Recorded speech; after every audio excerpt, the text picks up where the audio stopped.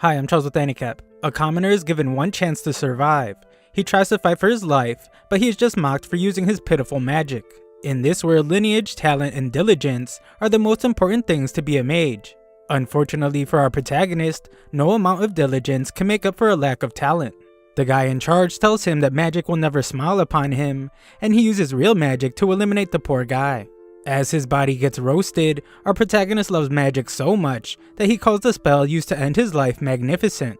He admires the magic that can be used by a noble, and he calls it beautiful. His one wish would be to have learned more about magic, even if he couldn't use it effectively. The poor magic lover dies, but wakes up soon after. He finds that he is surrounded by giants, and tries to defend himself with the fireball, but his hands are tiny. Surprisingly, his fireball attack works. Outside, a huge celebration is held as it is announced that the Salem Kingdom's 7th prince has been born. Our protagonist has been reborn as Prince Lloyd, and everyone is in shock when they see how much damage the little baby's fireball did. Years later, Floyd has grown up a bit and he hides from his maids. He is asked to go on a raid, but our boy is too busy trying to escape from these maids. The knights decide to just let him be since unfortunately for Lloyd, he is much younger than his brothers, so that puts him out of contention for the crown. One of the knights doesn't think that gaining the kid's favor would be worth the effort, but the other knight explains just how wrong he is. Floyd is amazing since he could speak shortly after birth. He was reading spell books instead of picture books. Also, like a true gentleman, Lloyd refused to drink milk from the source. Most importantly though, this guy thinks that Lloyd might be the reincarnation of the great mage known as William Bardot. William is known as the father of sorcery, so this just sounds ridiculous. Lloyd confirms that he was reborn, but he was actually just a commoner in his past life. He has no clue why he was reborn, or why he was so lucky to become a privileged 7th son of a royal family. Floyd doesn't actually care about standing or glory, and he's just following the same philosophy he had in his past life. Finding out how much awesome magic can be discovered in the world is all Floyd cares about. His new life comes with a huge library for the little nerd to enjoy, but Sylpha the maid stops him. The two immediately start sparring, but Lloyd doubts that he needs to learn the way of the sword because he has no shot at the throne anyway. Sylpha is quick to point out that there is more to life than royal succession. She was put in charge of Lloyd's education 3 years ago, and it has become her life purpose to teach Lloyd everything he needs to know, and that includes sword fighting. Lloyd realizes that the practice won't end unless he puts on a good showing, so Floyd attacks with more force. Sylpha is pleased to see that he's getting stronger every day, but Lloyd thinks about how she always holds back. Floyd is a magical genius, as he reveals to us that he's using control type magic to trace all of Sylpha's moves. From her point of view, she's pretty much just fighting a mirror image of herself. The mischievous little nerd thinks about how he's really just cheating, so he can go back to reading. The two continue fighting for now, and Lloyd acknowledges that Sylpha has him beat in strength, stamina, and height. He is able to copy her techniques with magic, but those other things put him at a disadvantage, and usually he loses. Lloyd decides that this is the perfect time to use today's experiment. He will use the difference in their physical abilities and cheat just enough to compensate. Lloyd uses a physical enhancement and levitation spell on himself. The difference is noticeable, and Lloyd uses a combination of physical attacks and magic to fight more evenly now. The fighting intensifies, but Lloyd is a pretty confident kid. He has been fighting Sylpha as her mirror image perfectly, so he is sure that he can win if he makes one different move. Floyd releases his trace spell and surprises Sylpha with an unexpected move. He apologizes for having to end the fight, but thinks about how he has to get back to reading. Surprisingly, Sylpha blocks the attack, and what's even more shocking is that she knows he was cheating. She wipes the kid out and points out that the difference in his reach was too noticeable. He used levitation to make up for their difference in height, and he even grew his wooden sword.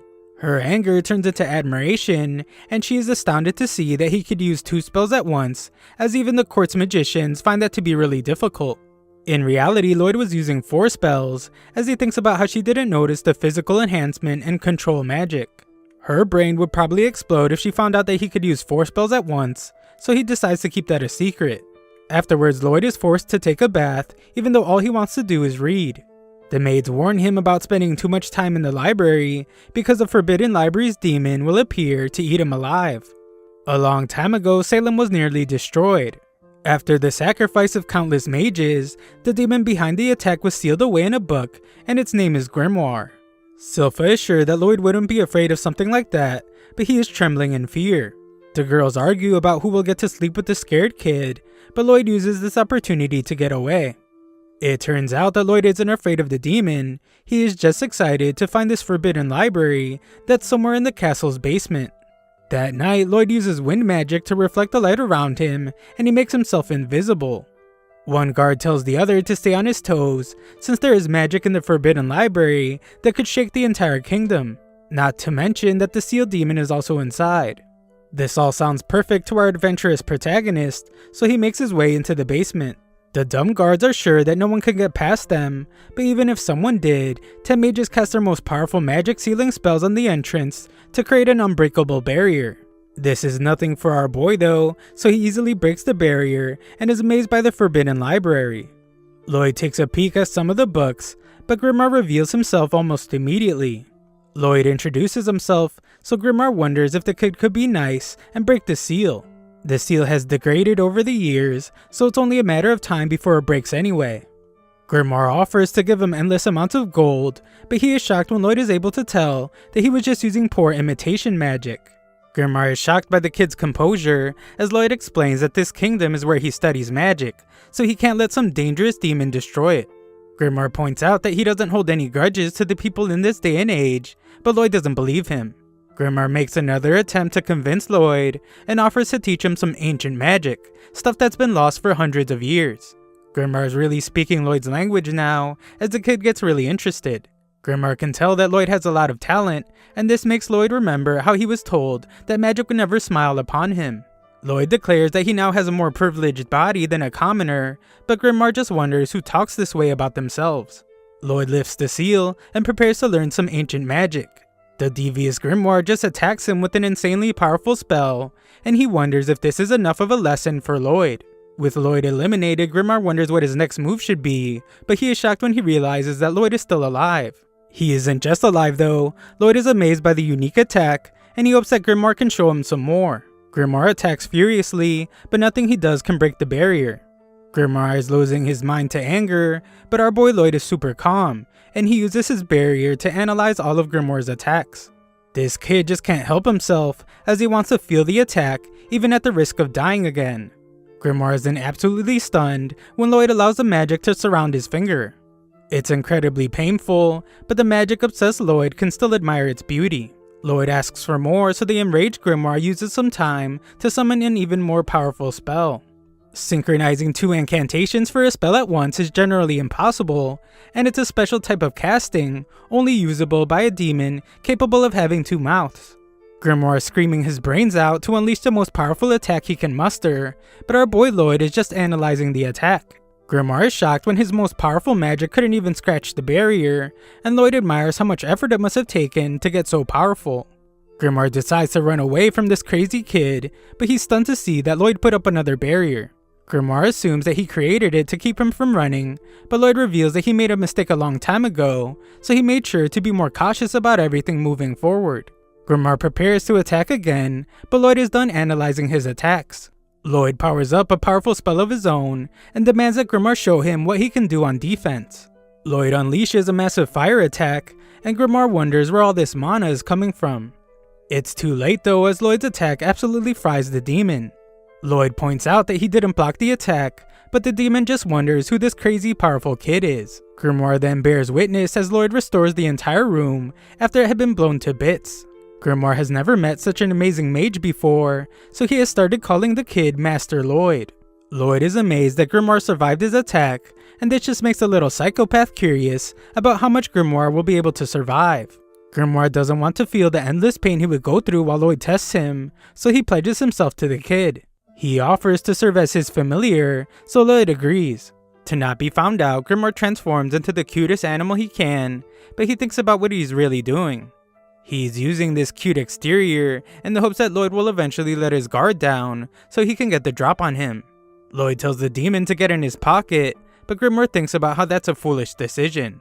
It works for him though, since if he gets that close to Lloyd, Grimoire is sure that he'll be able to control his mind and take over his body. Grimoire hops on, but he is stunned when he feels Lloyd's mana. Grimoire can't understand how it can be so dense, and he realizes that he won't be able to control a single finger on this monster. Grimoire doesn't think Lloyd is human, and he trembles in fear. Lloyd wonders if he's just cold, and Grimoire completely changes his tune to tell Lloyd that he can just call him Grim. Grimoire decides to be obedient for the time being, and Lloyd happily runs off to start doing some reading. Sometime later, we watch as the noble prepares for his day and makes his way through the mansion. In the library, Grim warns Lloyd that someone is approaching. Lloyd tells him to hide, and we learn that this noble is Prince Albert. Albert gives a demonstration of his power and amazes everyone when he's able to hit a target perfectly with his magic. Albert is the second prince of the Salem Kingdom. He excels at everything so much that everyone believes he will be the one chosen to be the next king. Albert has permission to access facilities like this one, and sometimes he invites Lloyd to come along. Lloyd is not able to use much of his magic in the castle, so he appreciates it when Albert invites him to the range. Lloyd is up next to give a demonstration, but he's not interested in the throne. Therefore, he does not need to impress anyone. Besides that, if he showed his true power, he would be forced to get involved in the power struggle between princes. Lloyd hates that idea since all he wants to do is research sorcery and peace. Grim wonders what he will do about the demonstration, so Lloyd explains that he will simply make his fireball curve so that they only graze the targets. Lloyd says it so simply, but Grim thinks that takes even more skill than just hitting the targets. Lloyd fires away and just barely grazes each one.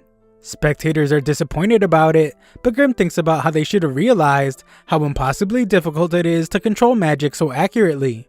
The magic-loving Lloyd doesn't pay them any attention, and just thinks about how he could improve his technique even more. Albert seems like he might know something, but he doesn't mention anything, and just says that Lloyd can stay while he takes a break. Lloyd couldn't be any happier, as there are so many things he wants to try. Lloyd wants to start by trying the dual incantation that Grim did, but Grim frantically tells him that it's impossible. That is an ability unique to demons that can form extra mouths. Lloyd thinks that he might have a solution though. He surprises himself when his idea works, but Grim is shocked and points out that no sane person would ever try incorporating a demon into their own body. Well, that's exactly what Lloyd did, so he tells Grim to try and cast an infernal fireball. Grim declares that this will be a piece of cake for a demon of his caliber, but he freaks out when things don't go the way he planned. Grim is terrified and wonders what Lloyd did. Lloyd explains that it was just a spell stack, a technique for compressing incantations. By reciting several incantations at once, Lloyd is able to shorten the time to cast a spell. Lloyd has taken this to an extreme level, as he casually says that he was just reciting about 100 spells in each line of the incantation. Grim is stunned at how casual he is being, and points out that even as a powerful demon, he can only stack 2 or 3 lines at once.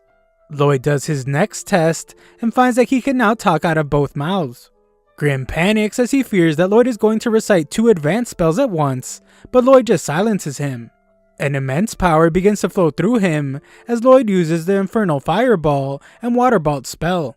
Grim's panic reaches an all-time high as he realizes that Lloyd is weaving 2 incredibly advanced spells together. The mana is intensifying to incredible levels, and Lloyd couldn't be more excited to see what kind of power dual incantation brings. Lloyd realizes that he can't release the power on the ground, so he simply sends it into the sky. This still results in a display of power that can be seen from far away.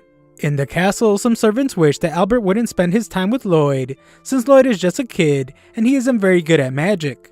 Albert tells them that they are just blind. He reveals that Lloyd was able to graze all the targets perfectly in the exact same way. He did it on purpose, so Albert calls Lloyd a genius. Albert predicts that Lloyd could even become the Grand Sage, and hopes that he will be his ally. The servants are sure that he will be able to convince him, but Albert points out that he just wants to get along with his little brother. Albert predicts that Lloyd probably already knocked down all the targets, but the servants once again doubt Lloyd's ability. They think that knocking down the targets so fast would be impossible for the kid, and the servant wonders why it's so dark outside. We see why as Grim shakes in fear after seeing that Lloyd blew a hole right through the atmosphere. Lloyd panics as he doesn't want anyone to find out, but luckily things go back to normal. This was a pretty crazy event, so the terrified Grim once again wonders just who the heck Lloyd is. The next morning, Grim gets fed up with doing a bunch of maid duties for Lloyd. He calms down though and reminds himself that he must make sure that Lloyd has a clean and healthy lifestyle in preparation for when he takes over his body. Later, the tear in the sky makes it into the newspaper, but no one knows what caused it. Lloyd might have some serious ADHD though, as he has already moved on. He is now more interested in a new story about high-ranking adventurers. They cleared a high difficulty dungeon and returned with precious treasures and magical items. This sounds super fun to Lloyd, so he decides to go to a dungeon. Grimm points out that Lloyd will cause a mass panic if it's found out that he's gone, but Lloyd reveals that he has a solution. Grimm is then confused when Lloyd brings out an acorn. His confusion turns into amazement when Lloyd uses it to create a wooden replica of himself. It's actually a pretty complex replica, as Lloyd gave it nerves among other things. That way, it not only looks like him, but it can also do simple movements on its own. This still isn't enough, as Lloyd points out that he would have done this sooner if it was sure to work. Unfortunately, it is not, since the real problem is Silpha. A look back shows just how much she obsesses over Lloyd, as she noticed that he grew 1/4 of a millimeter taller. This silly dancing dummy he just created won't be enough to fool her, but Lloyd has a new solution for that too. He heads outside and we see that he left Grimm in control of the replica while still being able to communicate with him through his hand. The maids adore how cute he is, but Grimm thinks about how crazy Lloyd is. Lloyd transferred Grimm's soul into the replica and incorporated his soulless body into his hand. Lloyd leaves the rest to Grimm, and Grimm admires how real the replica feels. Soon he realizes that Lloyd isn't there to stop him, and he gets some devious ideas in his mind. Just then, Lloyd tells him that he really enjoys having Grimm as his familiar, and this brings tears to his eyes. Lloyd wonders if something is wrong, but Grimm just tells him to just hurry up and finish with the dungeon. Lloyd realizes that he doesn't know where to find a dungeon, and Grimm notices that it looks like someone is being attacked nearby. This isn't the case though, as the seemingly helpless girl turns on her pursuers, and she absolutely destroys them. She demonstrates her amazing fighting abilities, and Grimm points out that she must be a martial artist. Lloyd has read about the breathing technique she is using. It allows a person to put an energy called ki into their body, granting them extreme strength. The girl is able to spot them somehow, but that's okay with Lloyd since he wants to learn more about her technique. He begins to panic though, when Grimm points out that she might recognize him as the 7th prince. His silence makes the girls think that he is an enemy, so the guys panic as he makes her way to them. Luckily, Lloyd manages to change his appearance just in time, and introduces himself as Loberto. Lloyd used a spell that allows him to transform into someone he has seen before. He used the newly learned dual incantation to combine his appearance with Albert's to create an original look. The girl introduces herself as Tao, and Lloyd worries that she might suspect something since she isn't turning around. It turns out that Tao is actually panicking because she thinks Loberto is a hottie. Tao has spent all 18 years of her life training. She eventually escaped the dojo and became an adventurer in search of romance. Unfortunately for her, this hasn't worked out, since most guys prefer frail priestesses. Her time has finally come though, so she vows to make Loberto her boyfriend. She looks pretty busy, so Lloyd decides not to ask her to clear a dungeon with him, but she jumps at the chance. When they enter a dungeon, Tao is eager to show him her fighting prowess, but our boy Lloyd is too busy obsessing over some glowing rocks. Tao is impressed by how much Lloyd knows about her breathing technique, and she explains that learning about ki begins and ends with breathing. Proper breathing fills your whole body with ki, and it allows a person to release a burst of superhuman strength. The problem is that it takes a lot of training to even start sensing the ki in one's body. That is why Tao recommends that Loberto spend his time finding the key to her heart instead. Lloyd completely ignores the corny joke, and he shocks Tao when he's able to use a breathing technique. He explains that he just copied her, but she warns that if he's not used to it, he will feel like his lungs are burning. Lloyd is just as crazy as always though, and just keeps doing the technique. He surprises himself when he's able to feel the energy inside of him, and becomes excited when he realizes that he will be able to apply this power to sorcery. Tao decides that she will help him learn about ki, and instructs him not to stop the breathing technique until they leave the dungeon. Back home, Grimm thinks Lloyd is crazy because he has such a comfortable life, but he doesn't care for it. All he cares about is learning more about sorcery. Things are going pretty smoothly for Grimm, but he is shocked when Silpha makes an appearance. Back in the dungeon, Tao shows Loberto a ki blast, and uses it to defeat the dungeon boss. They are rewarded with a chest, but Tao explains that a dungeon that hasn't grown much won't have any good loot. As they look at the chest, Tao is amazed to see that Roberto has already learned the key breathing technique in such a short period of time. Tao realizes that she just hit the jackpot. If she can manage to get Roberto into a student-teacher affair, then her caretaker will have no choice but to accept him as her fiancé. Tao goes to open the chest, but Lloyd must rescue her as it had a deadly trap.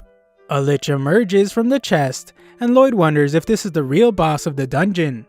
Tao acts like this lich isn't a big deal, so she tells Roberto to leave the dungeon while she takes care of it, but he would like to watch her fight. The situation is actually much worse than Tao is making it seem, so she apologizes to our boy and forces him out of the dungeon. She acknowledges that she might have broken a few of his bones, but that's better than him losing his life to the lich. Tao dodges the lich's attacks, but she thinks about how even A-ranked adventurers are no match for a lich. She isn't foolish enough to think that she can defeat it, so she decides to just buy enough time for Roberto to escape. Elsewhere, Lloyd is still flying from Tao launching him, but he's disappointed since there was a lot more he wanted to learn. Lloyd stops himself and wonders if he should go back. He is torn because he doesn't know why she sent him out of the dungeon, so he asks Grim for advice. Grim isn't responding, but when he does, he just tells Lloyd to come home and save him. Back at the fight, things aren't looking so good for Tao as she realizes that her life is about to end. She tries to back away, but she is shocked when the lich begins to speak. He explains that he eats the souls of adventurers to gain their wisdom and skills. He determines that Tao isn't worth eating because her key technique just boils down to low-level magic. However, he is interested in Lloyd because of how quickly he reacted to the trap. Tao points out that the lich and Roberto are nothing alike. Most people treat key techniques like a waste of time, but Roberto said he was impressed by it. The lich couldn't care less, so Tao attacks him. A barrier protects the lich, but Tao attacks it furiously while explaining that she has trained to use key techniques since she was 5 years old. Tao really shows just how angry she is, as she points out that she spent all her time training, so she never had the time to find a boyfriend. Her barrage of attacks ends with one final devastating blow, and she declares that all her frustration is why she shouldn't be messed with. Tao has used too much of her ki, so she can't even move an inch anymore, so things get really bad for her when the lich reveals that he is still alive. Tao used a full power ki blast to destroy the barrier, but the lich reveals that it was pitiful. The full extent of her power is weaker than even just a single finger's worth of his magic. The lich adds insult to injury as he points out that she just wasted her life with all that training.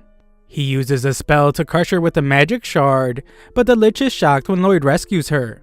Lloyd explains that he will be taking over, but he doesn't have much time, so he will have to end the fight quickly. Tao has no clue what's going on as she asks Roberto what he's doing there, but she sees that he has gotten very serious. Lloyd instantly flies behind the lich, and Tao is shocked to see him use the breathing technique. The lich is just as surprised, but it's because Lloyd used an air class spell called Full Sprint that should be impossible to do without an incantation. The lich attacks him, but he's in disbelief at how strong Lloyd's barrier is.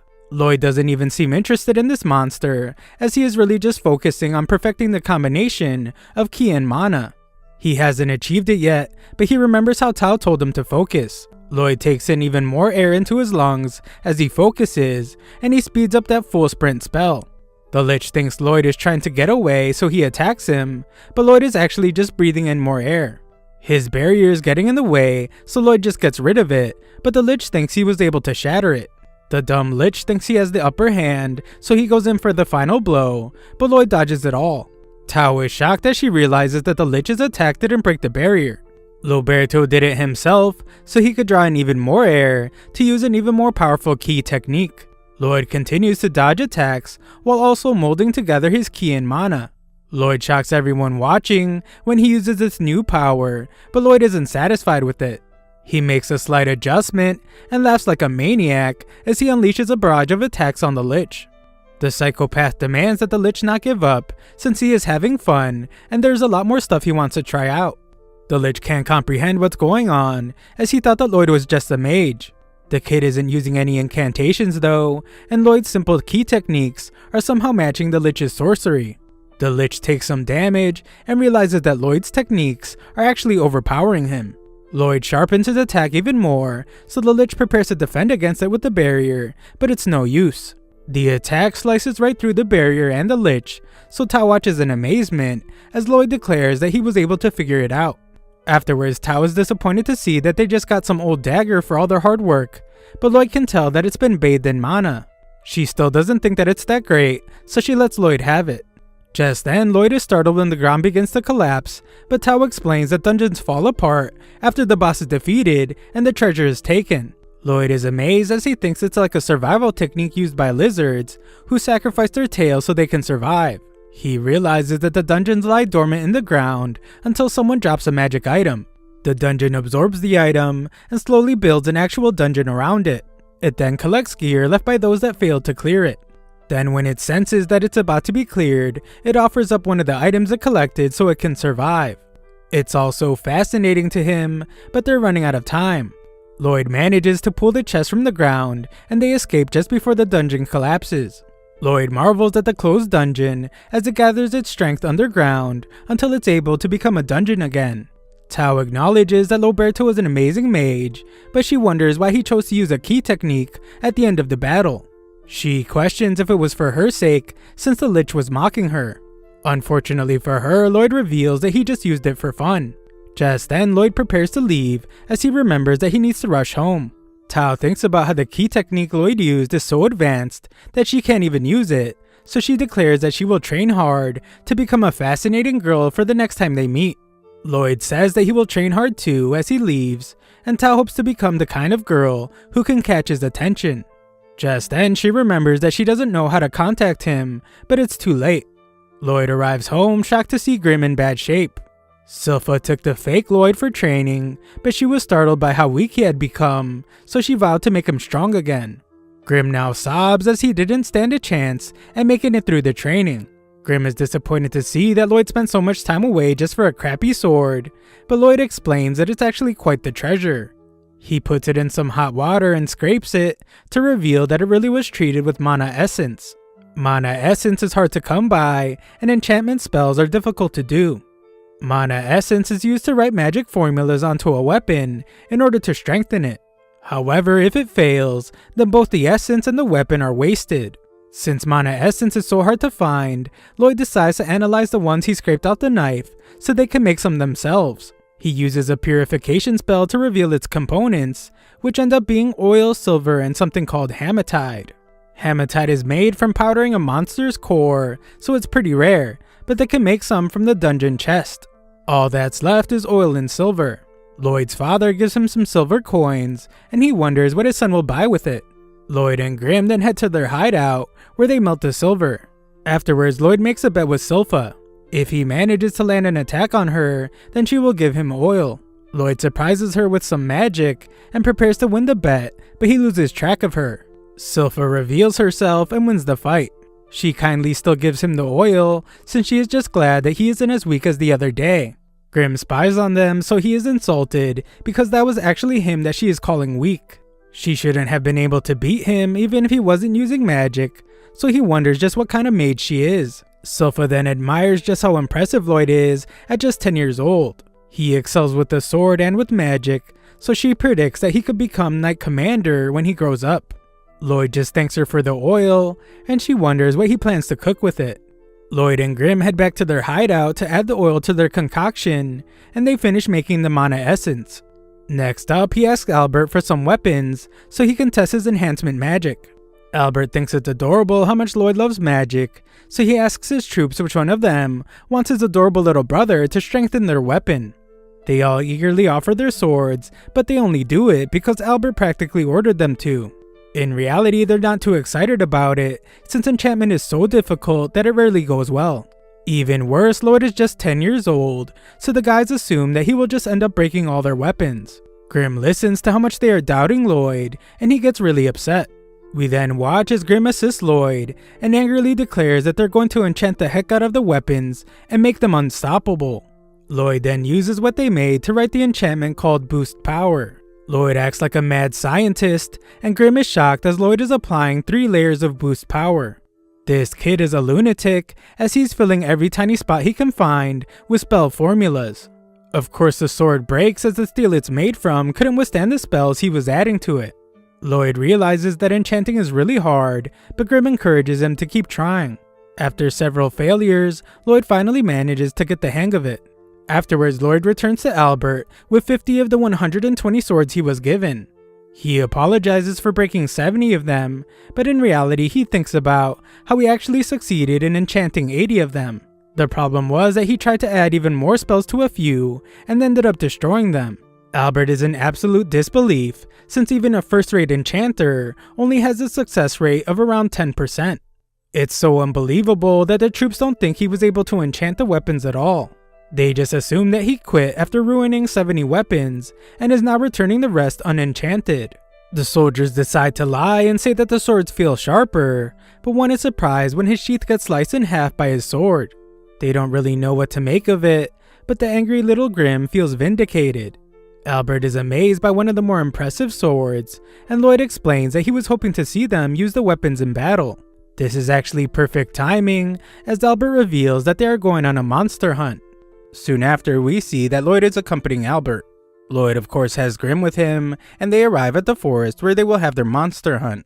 The monster isn't in the woods though, it is by a nearby lake. Lloyd is extremely excited since it's not often that he's allowed to leave the castle, and he also really wants to see his enchanted swords in action. Albert points out how Silpha never leaves Lloyd's side, and she thanks him for allowing her to come with. Albert says it was only right since Silpha is Lloyd's teacher and bodyguard. He teases her by implying that her feelings for Lloyd might be too strong, but Silpha silences him with a threat. Just then they are surrounded by kobolds, but the soldiers consider this to be a warm-up for the monster. Lloyd pretends to be scared, but Grimm knows that Lloyd sensed the threat a long time ago. One of the key techniques Tau taught him is called spectral detection. By using key breathing, Lloyd is now able to sense his surroundings at all times. Grimm watches his master and thinks about how Lloyd always has spectral detection and his barrier active. Surprising him is impossible, so Grimm states that Lloyd gets scarier with every passing day. The fight begins and everyone involved is shocked by how sharp the swords are. It's not just slicing through the monsters, it's cutting through steel equipment like it's butter. Soldiers are freaking out like children with their hands on a knife for the first time, so Lloyd decides that his enchantments were a success. Albert thinks so as well, and he tells everyone that his little brother is an enchanting prodigy. Silpha agrees as she stands over a pile of monster corpses, but Lloyd points out that he didn't even enchant her sword.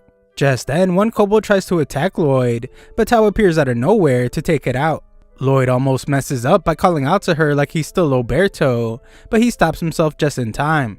Tau noticed that Lloyd was using key breathing techniques, but she came because she thought she sensed Roberto. Upon closer look, she also sees a lot of resemblance between Roberto and Lloyd. Just then, Silpha eliminates another monster. She commends Tau for her assistance, but threatens her not to be so forward with Prince Lloyd. Tau points out that she sensed that monster coming, and key techniques are not to be underestimated. Tensions rise between these two, so Albert calms them down and invites Tau to join them. That night, Tau is shocked to learn that Albert is a prince. Albert looks like Roberto too, but not as much as Lloyd, who she is looking for now.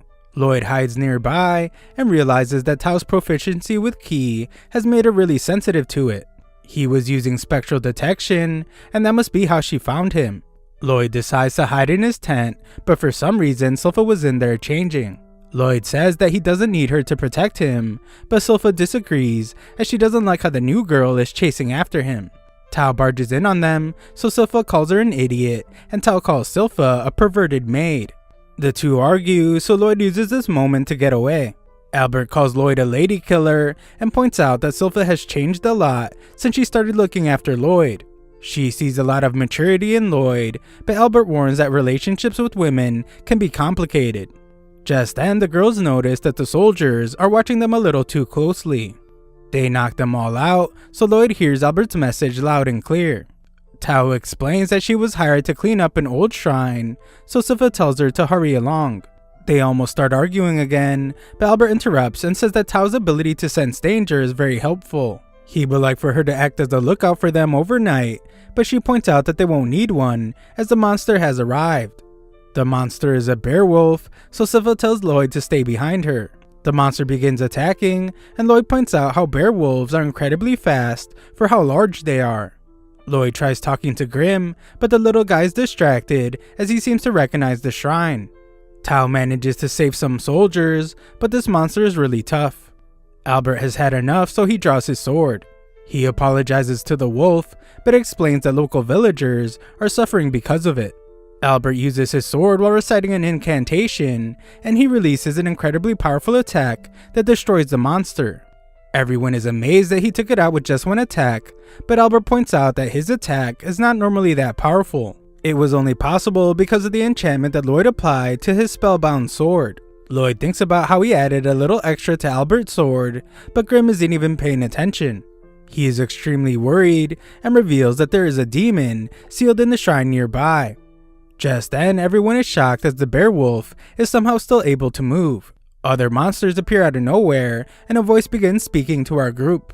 It is upset that they harmed one of his minions. The voice reveals itself from within the bear wolf and introduces himself as the demon Pazuzu. He vows that they will pay with their lives, and he sends his minions to attack. They are easy enough to slice up, but the problem is that they can instantly heal. Tao rescues Albert, and he has determined that the demon is controlling all the minions. Lloyd wonders if this demon is an acquaintance of Grim's, but it's not. Grim explains that Pazuzu is able to transmute his mana in order to control the monsters. This makes the monsters think that he is their master, but in reality his mana just acts like strings to control them as puppets. He can also supply mana through the strings, which is why the monsters are able to regenerate. Grim very seriously declares that things will get bad if Pazuzu is not taken down. However, Lloyd doesn't really care and just wants Grim to teach him mana transmutation. Silpha wishes Tao would hurry up and do something, but Tao points out that Silpha isn't doing anything. Grim tells Lloyd that this isn't the best time to try and learn something, since the others are really fighting for their lives. Lloyd is sure that they will be fine though, and insists that Grim teach him. As Pazuzu watches the fight, he points out while some of his opponents have skill, most of them are only surviving because of their weapons. Pazuzu then begins to insult Lloyd by saying that he ran away like a scared baby. Silpha is clearly not liking what he is saying, so he tells her that it must be a lot of work for her to look after a pathetic waste of flesh like Lloyd.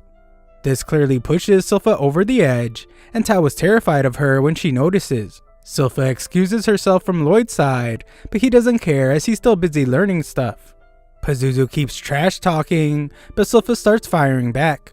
She says that all the minions smell really bad, and the only thing worse is Pazuzu's breath. She has decided that Pazuzu's interfering with Lloyd's fresh air, so she must end his life. Silpha casually draws her sword, but Pazuzu explains that they have no chance of leaving alive. He is supplying the minions with mana, so they will continue to regenerate with no end. Demons have no shortage of mana, so he won't run out either. Pazuzu thinks that he made Silpha cry, but she once again says that it's his breath. Just then, Albert gets worried when the demon attacks her, but she is more than okay because she cut off all the monster's feet. She suggests that he leave the furball he's controlling behind, and warns that he will lose faster if he doesn't. Just then, everyone notices that the minions have stopped moving, and they are regenerating slower. This is because the demon is focused on regenerating its own bearwolf. They might have a chance to win whenever the demon does this, so Albert tells Silpha to keep injuring him.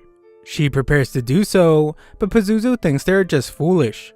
Nearby, Grim finishes giving his lesson to Lloyd. He explains that Pazuzu must have a serious knack for mana transmutation, since it's not easy to do, even for a powerful demon. Grim tries to give a demonstration on mana control, and explains that a good place to start is by adding color to it. After that comes shaping and adding scents. Grim even struggles with it, but he is shocked when Lloyd reveals that he shaped his mana into a flower and even added a scent. Grim can't believe that he made it so perfectly already, and they both take a moment to enjoy the smell. Meanwhile, Pazuzu's in great distress as Silpha's giving him a beatdown. He can't figure out how she leaves no openings, and he wonders how someone like her could be a mere babysitter.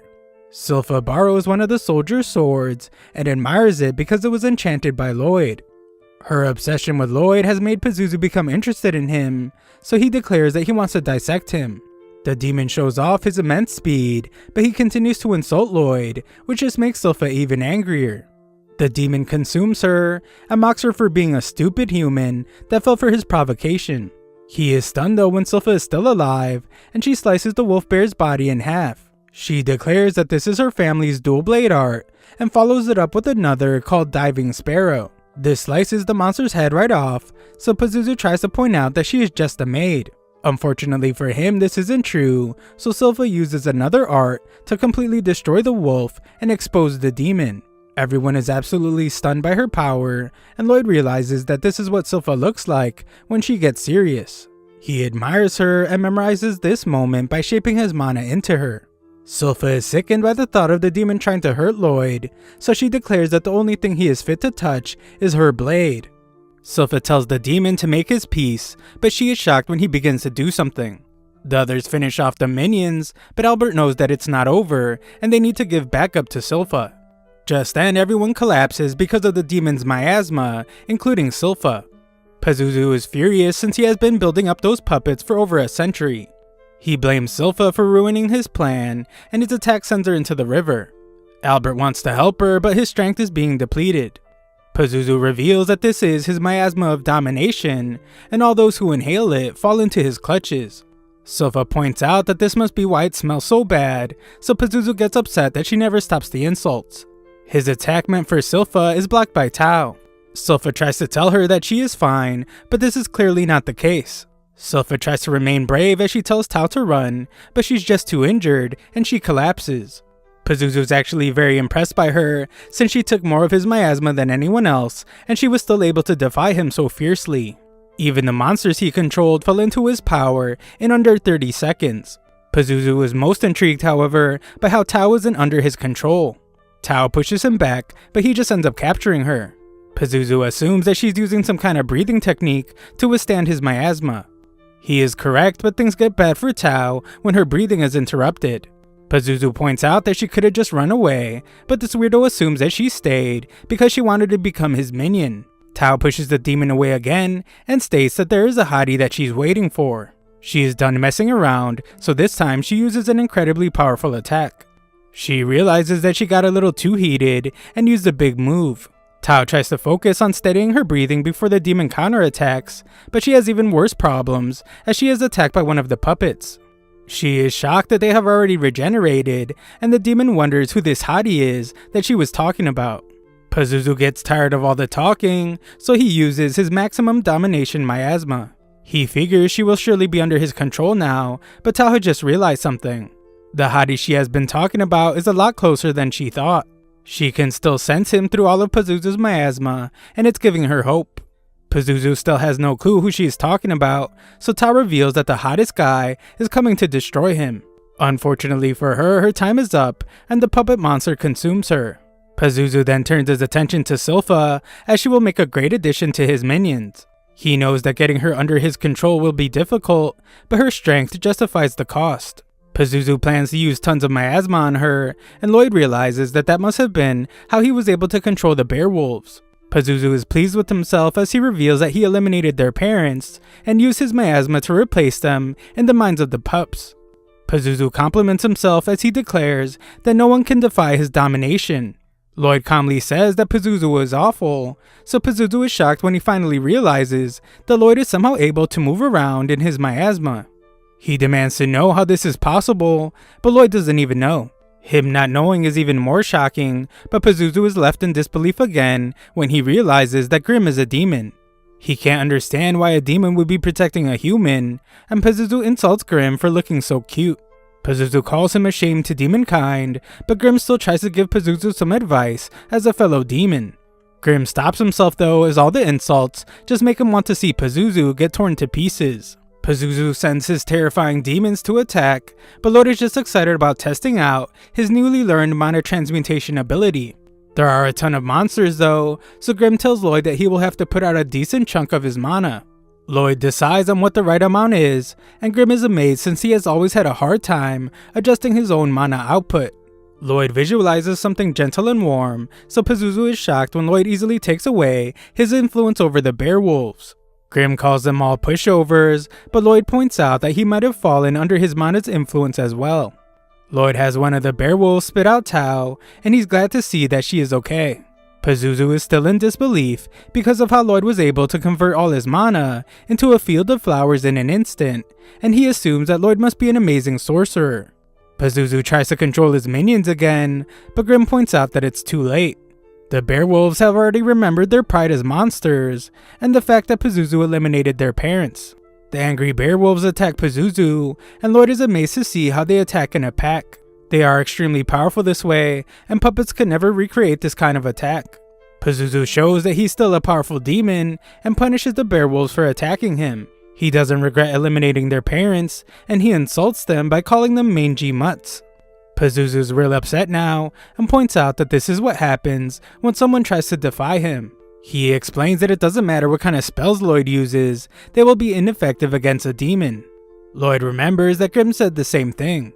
He said demons can't be eliminated by magic, so Grim explains that it just has never happened before.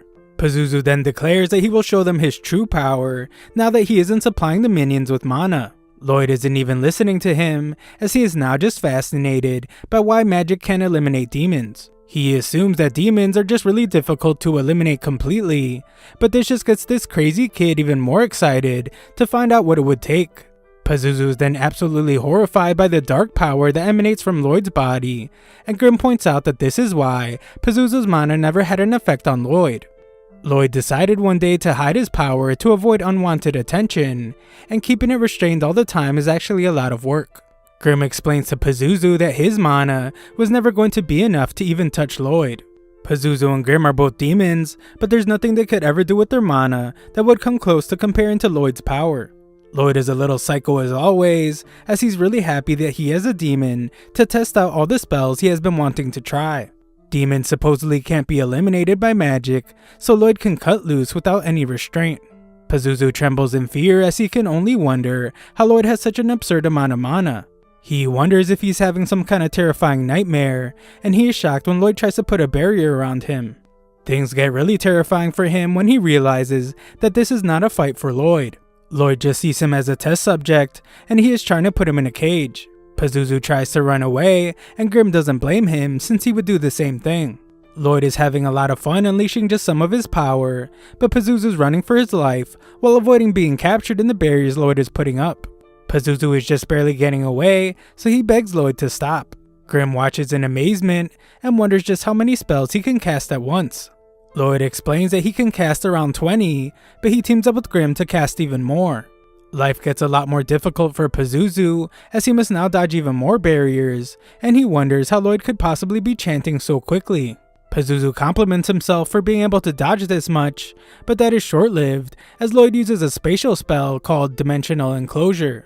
Lloyd points out that he has him now, so Pazuzu tells the psychotic sorcerer to let him go. Lloyd refuses and points out that Pazuzu has done terrible things to the Bearwolves. Not only did he eliminate their parents, it's clear that Pazuzu did a lot of chimera experiments on them. Pazuzu demands that he be set free, as he is the demon meant to rule the entire world. This doesn't work, so Pazuzu offers to raise Lloyd's standing when he takes over the world. That doesn't work either, so he begs Lloyd to calm down.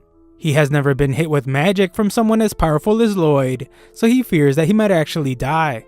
Lloyd stopped listening to this guy a long time ago, as he's just now reciting a crazy incantation. Pazuzu continues to beg for his life, but it's too late as the magic is already in motion. Lloyd estimates that he is currently activating 240 spells per minute. Lloyd is amazed by how beautiful it looks, so he decides to continue doing this for another 30 whole minutes. However, not even just 5 minutes later, Lloyd fears that the demon might already be dead. Grim clarifies that sorcery affects demons, sort of like how unpleasant sounds and lights affect humans.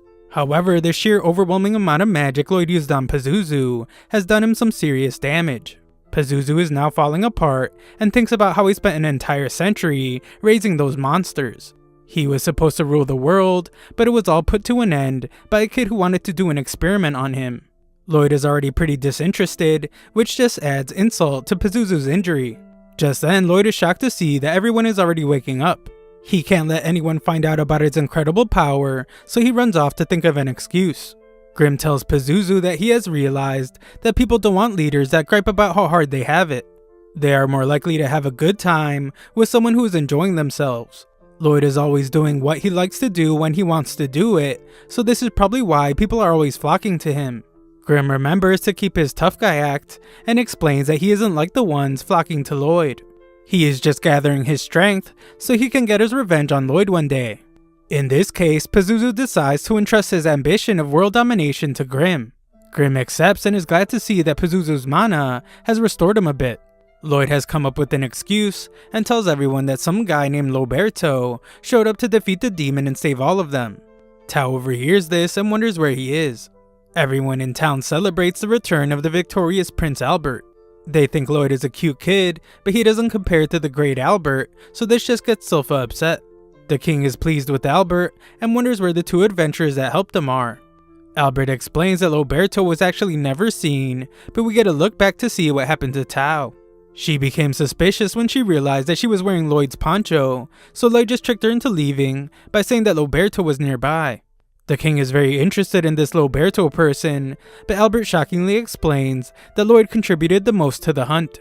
They were only able to survive because of Lloyd's enchanted weapons, so Albert thinks that Lloyd should be considered part of the royal succession. Everyone in the room can't believe this, as Albert thinks that Lloyd would make a great fit for the throne. The king points out that this would just create another rival for Albert, but Albert thinks that the throne should be given to whoever is most worthy, even if it's not him. He questions any decision that would exclude Lloyd just because of his youth. Albert makes it clear, however, that he does not intend to be outdone. The king is excited by this great turn of events and asks Lloyd if he will join the struggle. He wants to know if Lloyd will stand beside his brothers in pursuit of the throne. Everyone is in awe of this grand moment, but Lloyd just calmly declines. Outside, the little dweeb runs around like the kid that he is, and he explains that one of the bear wolves followed them home. Lloyd thinks it's really cute and fluffy, so Grim gets jealous about not getting the same reaction. Grim fluffs himself up and casually interjects into the conversation. Silpha arrives to see how much the bear wolf likes Lloyd, and Lloyd hides Grim inside its fur. Lloyd has named it Shiro, and he wants to teach it a bunch of stuff. Silpha explains that complex commands tend to be the domain of monster tamers, so Lloyd considers using mana to control the monsters just like they do. Grim is amazed by Lloyd since he turned down a chance at the throne so casually. Lloyd always just cares about magic, and he is a true magic maniac. The king watches nearby and thinks that Lloyd rejected the offer because he is so modest. Albert doesn't think this is the reason though, as he believes that kingship is simply just too minor of a role for Lloyd. The king agrees and is excited to see what Lloyd's future holds. Later we find that Lloyd has taught his wolf simple commands. Shiro learns those easily, but complex commands are more difficult. Lloyd tried writing a command spell into his mana, but this just confused the poor animal. They decide to speak with a monster expert and head out to see Princess Elise in her garden tower. Grim is amazed by all the monsters there, and Lloyd explains that Elise is his sister and the 6th princess of Salem. She is an animal lover, and that doesn't just mean cats and dogs. This includes all animals and even monsters. Just then, Elise appears out of nowhere to show Lloyd a lot of affection, but it's too much for Lloyd and he passes out. Elise gets scolded by her maid named Ares, but she explains that she just can't help herself. Lloyd is impressed when Elise can tell that Shiro is a bear wolf, but she seems kind of crazy, and Silpha begins to doubt if she will be able to help them. Lloyd wants to give her a chance, so he asks to see one of her monsters. He is then shocked when she reveals that she already called one. It's a lesser class Fenrir named Liru, and Grim is shocked since it's a higher level bear wolf. Lloyd can't believe that this monster was able to slip past his presence detection, but what's even more shocking is that Lloyd has no clue when Elise issued the command. The Fenrir knew to sneak up behind them, and it even took Silpha's headband. Clearly Elise gave it some complex orders, and she did it without even showing any indication. This excites Lloyd greatly, so he begs Elise to teach him how to speak to Shiro.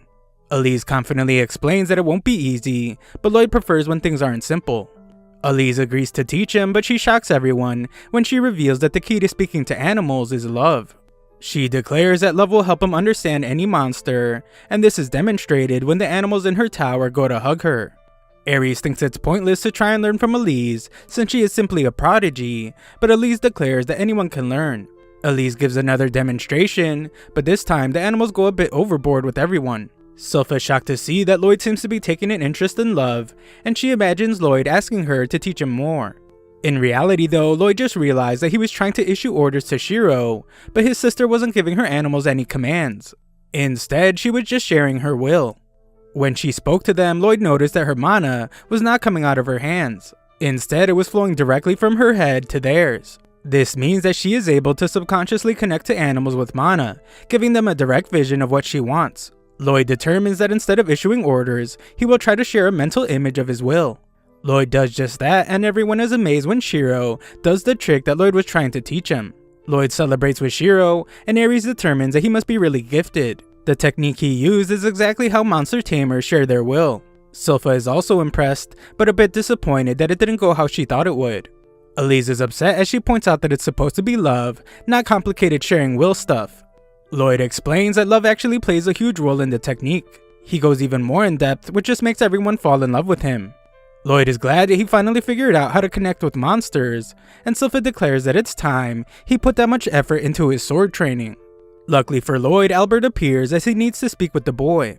The two argue about who will take Lloyd, and Albert explains that he wants to introduce him to someone. It's Lloyd's older brother, the fourth prince named Dion. Dion heard that Lloyd enchanted Albert's sword, but he shocks them when he explains that he finds that very hard to believe. For this reason, he has decided to find out if Lloyd is just full of it.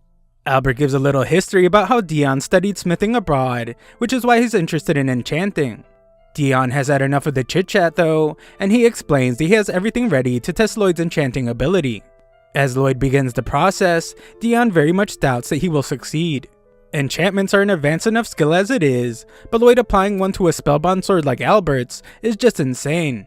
That's beyond even what they could manage abroad. Dion predicts that he will have to teach Lloyd a lesson for lying, but he's absolutely stunned when Lloyd is finished. Albert doesn't blame Dion for his reaction, since even an amateur can tell that Lloyd's technique is completely unique. Dion is speechless as he can only wonder what kind of spell engraving Lloyd came up with. It has reinforced strength, reinforced elasticity, self-cleaning, and even self-repair. Dion's skepticism immediately turns to excitement as he realizes that Lloyd might be able to help him achieve his greatest dream. The dream to create the ultimate spellbound sword. Weapons enchanted the normal way just can't compare to what he has in mind. Dion wants them to engrave the spell onto the weapon while forging the steel. This will allow them to apply more advanced magic than normally possible. They will be able to create a super weapon that's only possible from an enchanter and smith working together. Dion reveals that he was always really into sorcery growing up, but it didn't work out because he had no talent for it. However, spellbound swords are awesome because anyone can swing one, and they can do cool magical type stuff. His goal is to turn their country into one where everyone can use magic by wielding spellbound swords. Lloyd doesn't care too much about any of that, but he's very interested in the production process. Lloyd agrees to help, so Dion explains that he wants to make a sword that shoots fire when it's swung. To do this, Lloyd recommends that they use the enchantment called Pyrolance Insinis. The problem is that its casting formula requires 14 parts, and a spellbound sword can only hold a max of 5. Lloyd's solution to this is to compress that formula into 2 parts. Lloyd compresses it and prepares to apply it to the steel that Dion is forging. The two of them are shocked though when just the application shatters the steel. Lloyd tries to brainstorm some solutions, but the steel keeps breaking. Lloyd feels bad after wasting so much mana essence, but he can't figure out what's wrong. Just then, Grim notices something about the mana essence and brings it to Lloyd's attention. Dion encourages Lloyd to keep trying since he got a ton of mana essence for cheap anyway. Lloyd purifies the mana essence to find that it barely has any hematite in it. Enchanting spellbound swords requires a much higher concentration of hematite, but this stuff is made from monster cores and it's pretty rare. Dion doesn't have any, so Lloyd figures he will have to sneak out to hunt monsters in a dungeon again. Just then, Sylpha comes up with the idea herself for them to go to a dungeon. Lloyd points out that a prince like him isn't allowed, but Sylpha explains that the king changed his mind after the monster hunt incident. He now thinks that Lloyd should broaden his horizons by seeing the wider world. To start this journey, they head to the Adventurers Guild so Lloyd can register as an adventurer. The receptionist is Katarina, and she has Lloyd fill out some paperwork before touching a crystal ball that will gauge his strength and set his adventure rank. Lloyd is familiar with crystal balls to measure ability, since he used one when he enrolled at the Magic Academy in his past life. However, these are under much different circumstances. Lloyd is sure that it will explode if he uses his full power, and that would draw too much attention. To avoid this, Lloyd focuses really hard on suppressing his mana, even more than usual. He just keeps shrinking it down to the level of a flea. When he eventually touches the crystal ball, he gets laughed at for receiving an overall rating of E. Katarina isn't laughing though, as she is shocked to see that Lloyd's magic rating is an A. That's comparable to an experienced sorcerer, which disappoints Lloyd since he thought he compressed his mana down to 1%. Katarina then declares that Lloyd is the most promising new adventurer since the one known as the Silver Blader. The other adventurers get furious though to hear her compare the two. The legendary Silver Blader tore through countless dungeons like a demon, but suddenly disappeared. They think that a legend like her should never be mentioned in the same breath as an E-rank nobody. Silpha explains that they want a dungeon quest, but those require at least a single B-ranked adventurer to be involved. Silpha decides to re-register, but one of the guys thinks that she should just go with him. After Silpha teaches him a lesson, Katarina tells him that he hit on the wrong person, as Silpha is actually the legendary Silver Blader. She explains that re-registering involves a 2-level demotion to C rank, so that won't work. Just then, Tao arrives willing to help out. Silpha doesn't even acknowledge her though, and declares that they will just head home. Tao insists on helping, and explains that she went from dungeon to dungeon searching for Loberto. Visiting all the dungeons caused her to get strong enough to be A-ranked. Tao now offers her assistance in exchange for getting her a date with Albert. Katarina recommends a dungeon quest, while Silpha takes Lloyd's cloak back. Lloyd is amazed by Silpha's legendary past, and she explains that it was from when she was very young. What she remembers most was her failed attempt at bringing down some deadly foes. They are called the Assassin's Guild. This trio then makes their way through a dungeon, and they find a chest. Back at the forge, Albert goes to see Dion. Dion explains that it will take Lloyd a couple more days to bring the materials they need, but Albert seems concerned by how long it will take. This makes Dion realize that a war is approaching, so he tells Albert to just wait a little longer. Once Lloyd returns, they will be able to mass-produce spellbound swords to use in battle. Albert explains that they shouldn't worry about fighting, since he just brought them together so they could get along as brothers again. Albert hopes that one day their weapons will help protect the kingdom, so he encourages them to keep trying. Just then, Dion explains that they should come soon, as Lloyd has returned with the monster core. As they make the sword, Dion has come to realize that Lloyd is an amazing kid. Albert is already aware, as he believes that there's nothing the kid can't do. This is proving even further when Dion tests out the spellbound sword they made, and it causes the Magicless Dion to do massive destruction. Lloyd realizes that he might have went a bit overboard with the sword, so he will have to tone it down in the future. The sword produced by the brothers is then named D-Lord. That night, Lloyd gets some much needed rest. He realizes that Albert has been really busy, so he wonders if something big is coming. Just then, Lloyd senses something in the garden. It's a very strange feeling, almost as if there's a hole in space. Shiro is really perceptive, but he hasn't noticed either. Lloyd wonders what it could be, and we see a mysterious person outside. Just then, the girl outside is shocked when Lloyd instantly appears before her. Lloyd is eerily calm, so she tries to escape, only to find that she is trapped. Lloyd explains that he only wants to have a chat even though she is a trespasser. The girl uses some strange power and apologizes as she never wanted to have to use it against a child. Lloyd quickly detects that it's a poison, but he is shocked when his purification magic doesn't work against it. Her attack causes a great deal of pain, so the girl apologizes again and reveals that nothing can purify her poison. Lloyd thinks about how Purify can handle all known poisons, so what she is using must be an unknown toxin. What's most incredible is that she is transmuting the nature of her poison with mana. There are rare individuals who are born with a special type of mana. Those who have particularly threatening abilities are feared and known as the Blighted. The girl confirms that she is the Poison Blighted, known as Ren the Poison Moth. Lloyd is then shocked when Ren breaks his barrier, and he realizes that she must have weakened it with her poison. Ren assures him that he will be okay since he didn't take in that much of her poison, but he will definitely be in pain for the next couple of days. Ren says goodbye as she leaves, and Lloyd is amazed by how well she hid her presence. Grim arrives to point out that this is no time to be impressed, but Lloyd explains that he is fine, as he is constantly healing himself. Grim wonders why he didn't stop the girl, so Lloyd explains that he'd rather let her guide him to their hideout. Grim has no clue who they are, so Lloyd reveals that Silpha told him about the Assassin's Guild, and he's pretty sure that Ren is one of them.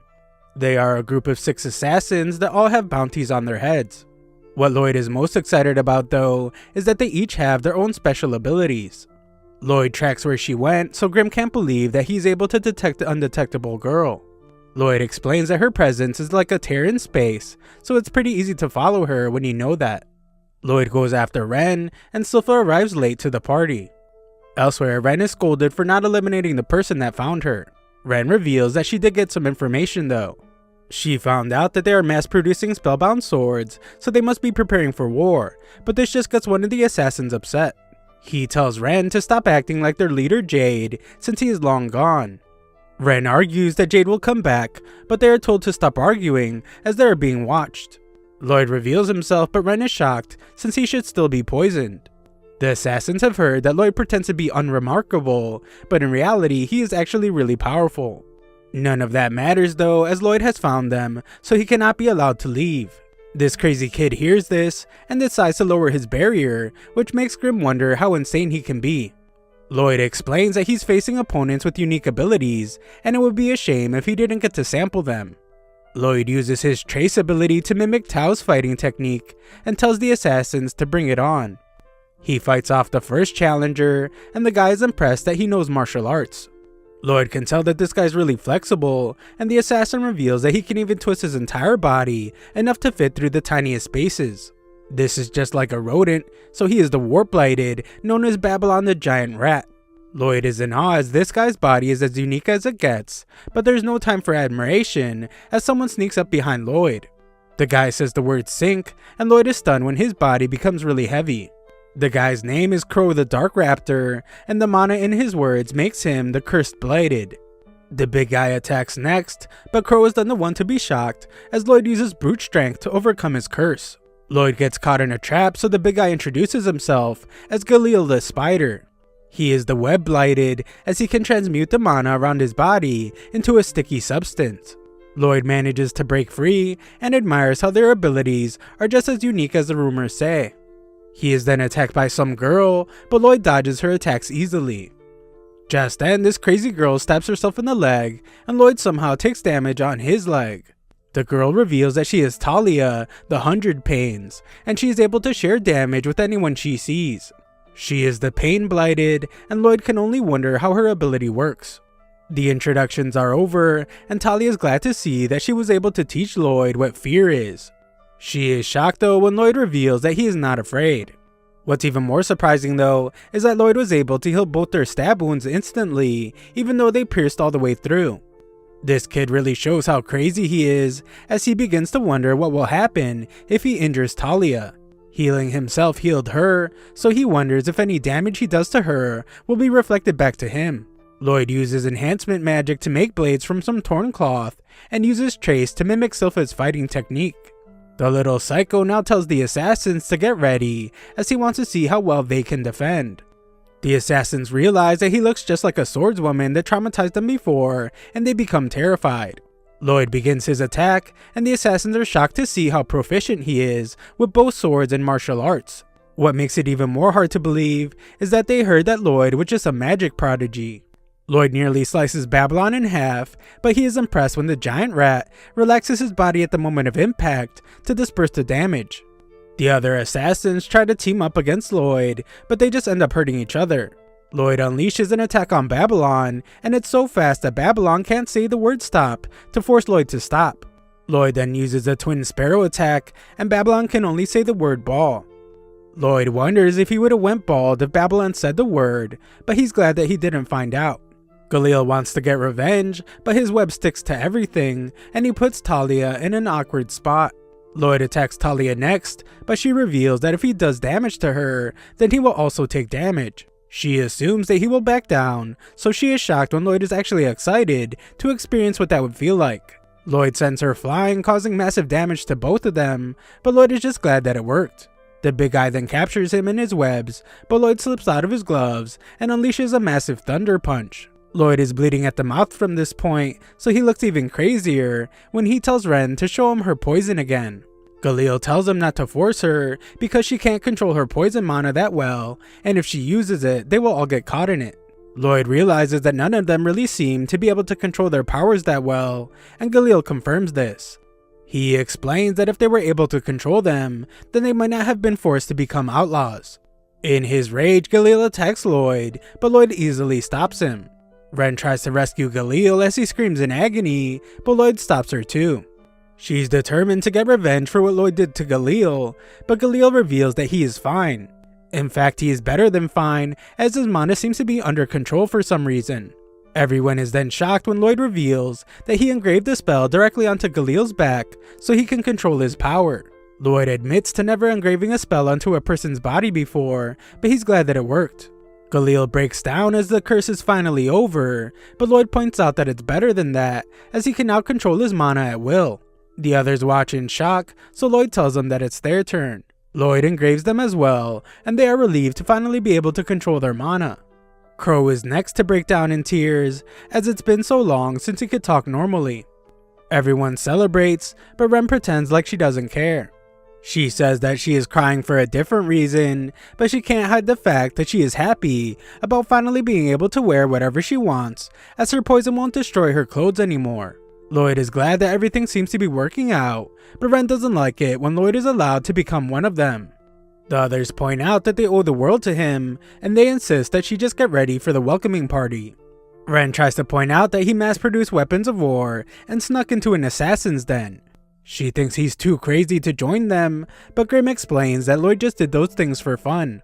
Lloyd wants to see what they can do with their powers now that they can control them, but Galil thinks they owe him an explanation first. Lloyd says it's okay, but they want to tell him their backstory. Lloyd tries to tell them that they really don't have to, but they insist.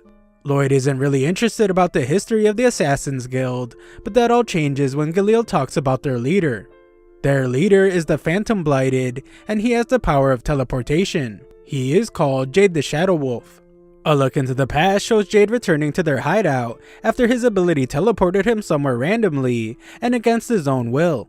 It's a terrible curse, and Jade's Blighted might be the worst of all. That day, Jade decided that they would become the Assassin's Guild. The plan was to take shady jobs that the Adventurers Guild never got around to doing.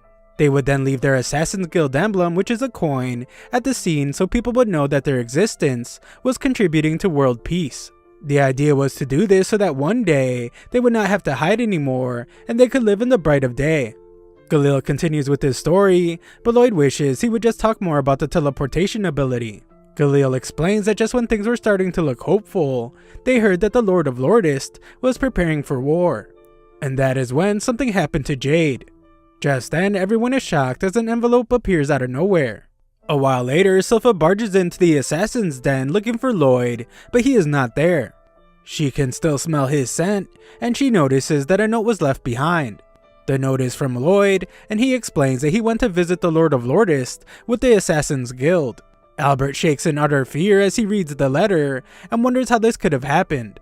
He fears that Lordist and the assassins are working together, and they took Lloyd hostage. Dion calms him down, so Albert agrees that starting a war with Lordist is not the answer. War should only be the last option, so Albert vows to pursue a peaceful resolution to the very end. Just then, Sylpha reveals that she found Lloyd's clothes in the assassin's den. They fear the worst, so Albert completely forgets everything he just said, and they both instantly agree that war is the only option. Elsewhere, we see that Lloyd is not a hostage at all, and he's actually the one leading the charge. We then learn that the letter that appeared was from Jade. He explained that he has overthrown the rulers of Lordist, who were preparing for war, and now he is its lord. Jade has finally achieved this goal of his, so he invites the other members of the Assassin's Guild to the Lord's Manor so they can celebrate. He wanted them all to live together again, so all the assassins rejoiced because Jade was keeping his promise to them. Galil thanked Lloyd for helping them, and he vowed that they would repay him one day. Ren had a request for Lloyd though, and asked if he could come with them, so he could imprint the spell on Jade too. Lloyd didn't mind helping, but he revealed something suspicious to them. He pointed out that the letter was accurately teleported to their exact location. This kind of relocation is one of the most complex magical subjects, and one that nobody has yet to figure out. It's not the kind of thing that someone can do by accident. The others realize that this must mean that Jade was lying about not being able to control his power, and they begin to wonder if they can really trust what he said in the letter. They wonder if he's trying to trap them, but Ren keeps a positive attitude and wants to believe that Jade just learned how to control his power. Either way, Lloyd figures that he won't need to tag along, so Ren becomes disappointed. However, she is shocked when Lloyd announces that he will go anyway, because his interest in teleportation demands it. Ren begins to have her doubts about Jade, but Lloyd assures her that he will take care of any problems. Lloyd tells them all to just follow him, and Galil is overwhelmed as he states that Lloyd's kindness knows no limits. After traveling a long distance, the group has to stop for a moment because the trip is taking a toll on the assassins. Lloyd points out that they have only been flying for 10 minutes, but they just aren't used to it. Lloyd's flying is so stressful to them that Babylon has even bent so far back that he's now stuck. Lloyd agrees to take a break, so Ren rushes off to find some food for everyone. Ren grew up in the woods, and Babylon can tell that she's trying to show off for Lloyd. He reveals that when Ren was very young, her poison ended up ending the lives of her parents. She was living in the forest all alone, and Jade was the one who reached out to her. We then get a look at when Jade first brought Ren to their hideout. The others were terrified by her wild behavior because she was growling at them, but Jade told them that she would be okay. He promised that he could teach her how to get along, and Ren seemed to understand. Jade wrapped her up so her poison wouldn't hurt them, but the others still worried about it. The happy-go-lucky Jade just thought that she smelled like flowers, but he ended up getting poisoned. The others were certain that Ren couldn't be around other people, but Jade vowed to live with Ren no matter what. As Jade held her over his head, he asked for the others to help him raise her. Talia agreed to make Ren some clothes, and Galil stated that he would be her teacher. Even Babylon pitched in by trying to make some food that could neutralize poison, and Ren teared up as she was touched by their gestures. Jade came up with a spell to suppress her poison, and they implemented it into her new clothes so that Ren could officially join them. Ren was overwhelmed with emotion, and Jade has been like a big brother to her ever since. Lloyd admires the spell that Jade put on her clothes, and he says that he would like to meet him. Grim is shocked to see Lloyd showing interest in another human being, so this must mean that Jade is pretty powerful. A while later, Ren shows everyone the stew she made, but it's not very appetizing. They want Crow to use his cursed speech to make it taste better, but Ren stops him with a poison punch and demands that they try it first. The others convince her that Lloyd won't like her stew because he's a prince, but they are shocked when Lloyd starts slamming it down. It turns out that Lloyd was dead broke in his past life, so he used to eat much worse food, and the stew actually tastes pretty good to him. The others like Lloyd a lot more for this, so they follow his lead and start eating the stew. Ren was actually never able to cook before because her poison would always get in the food, so she's really happy now, and she hopes that Jade will be able to taste her cooking. Another look back shows that Jade told everyone that the guild was reconsidering the bounties on their heads. Everyone celebrated about one day being able to live normal lives, but Jade revealed that he had to confess something. He initially told them that he was just some random outcast, but in reality he is the third son of the Lord of Lordest. Lordest is ruled by his family, but they are pretty evil. They plan for war every day like a bunch of bloodthirsty animals. Jade was looking for a way to stop the war, so that is why he formed a group of assassins. Jade admitted to manipulating them, so he apologized. Jade thought that he was dropping a major bomb on them, so he was surprised when they said that they already knew. Everyone is pretty calm about it, but Ren was in utter shock. Everyone explained that they all have their own pasts, but what matters now is that Jade has given everyone hope for a better life.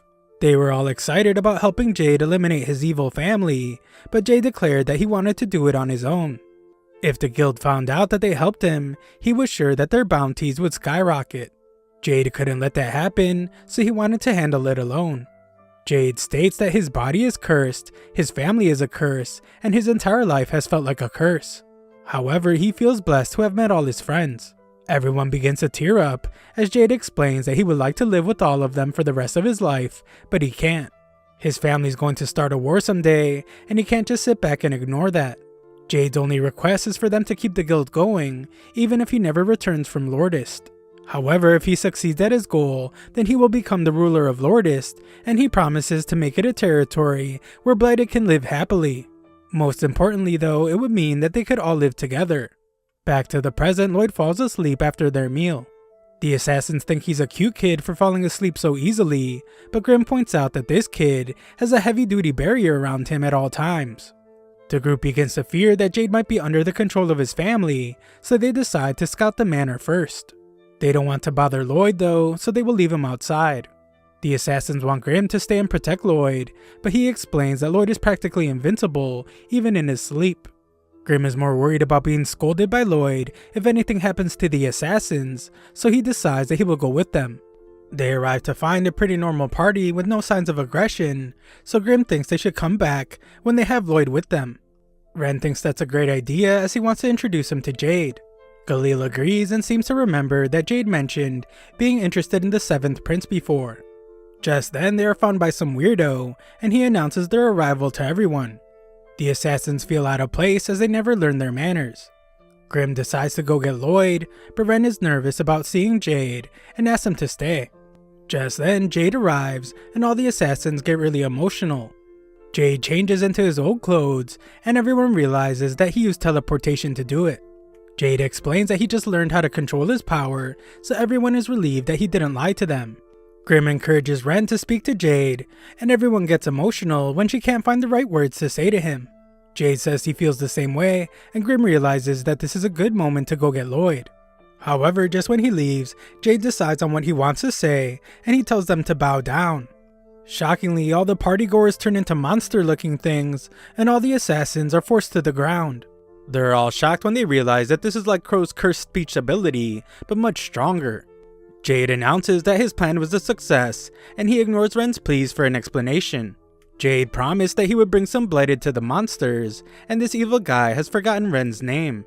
Just then, Grim launches an attack on Jade and tells the assassins to run away. He considers telling them to get Lloyd, but realizes that the situation is so bad that they should tell Lloyd to run away too. Grim has discovered the truth behind what's going on, but before he can say anything, Jade launches him far away with just one kick. Jade thinks it's laughable that a mere demon would try to interfere, so he calls him an imbecile. Back in the forest, Grim lands near Lloyd, and he is terrified by the nightmare that has unfolded. He has realized what Jade is after, and he calls the assassins poor bastards. Back at the manor, Ren begs for Jade to explain what's going on, and the monsters mock her for being a stupid human. Just then, demons emerge from the monsters' bodies, and Jade explains that he brought them from the netherworld. It turns out that this guy isn't Jade at all, and his real name is Gisarmi. He's from the netherworld, and he came to this region because he desperately wanted something. The thing he wanted was actually Jade's body, and the teleportation ability that it holds. Ren is then horrified when Gisarmi explains that Jade is dead because he took over his body. Gisarmi makes it worse by explaining that it took him months to wear down Jade's mind. He torments Ren by saying how Jade screamed in agony as he hollowed out his heart. Ren becomes furious, but Gisarmi just silences her. The evil Gisarmi now tortures them as he explains that Jade begged him not to hurt his friends. He cared about them so much, and thinking about them was the only reason he was able to resist Gisarmi's control for so long. As Gisarmi's grip on Jade's brain tightened, he began to learn about the Blighted. Gisarmi realized that the bodies of the Blighted would be the perfect vessels for his demon army, so he decided to trick the assassins into coming. Jade knew this, so he decided to take his own life, knowing that it would eliminate Gisarmi as well. Gisarmi let him do it so he could feel the pain, but at the last second, he healed their body. Gisarmi now mocks Jade for letting his determination go to waste, and all the demons laugh at him. Ren demands that he shut up, but Gisarmi keeps going. He explains that Jade tried taking his life in several different ways after that, reliving hell over and over again. This just caused his mind to erode faster, and eventually his mind took its leave of this world once and for all. Ren can't take any more, but Gisarmi doesn't care, and he crushes the gift that Jade gave her. The demons want to hurry up and take over their bodies, but Gisarmi tells them that they need to be careful. Their abilities are dangerous, and they all laugh when he explains that Ren ended the lives of her own parents with her poison. The other assassins become furious because they know just how much pain that caused Ren, and now this monster is using Jade's voice to mock her. They all desperately want to attack Gisarmi, but their bodies just won't move. Just before Gisarmi lets the demons start picking bodies, he notices a mark on Ren's body that wasn't in Jade's memories. Gisarmi uses cursed speech to force Ren to tell him who defaced his property, but he gets annoyed when she resists. Ren can only resist by biting down on her own lip, causing her to bleed, and Gisarmi realizes that she's doing it to protect her comrades. The tricky monster forces her to have a vision with Jade, and she tells him that she can control her poison thanks to a spell that someone put on her. Gisarmi nearly has what he wants, so he uses his cursed speech on her again, causing her a great deal of pain. He instructs her to sell out her friends by telling him who placed a spell on her, and she screams in pain. Just then, a light shines in the night sky, and all the assassins are shocked as a barrier surrounds them. Gisarmi tries to see what's going on, but it's too late as a massive attack crashes down onto the manor. This leaves a massive crater in its wake, shocking everyone, and Ren breaks down as she notices that Lloyd was the one that saved them. Lloyd answers the question that Kisarme wanted to know so badly by revealing that it was him. Thanks for watching my recap. Subscribe to the channel to help us make the push to 700,000 subscribers.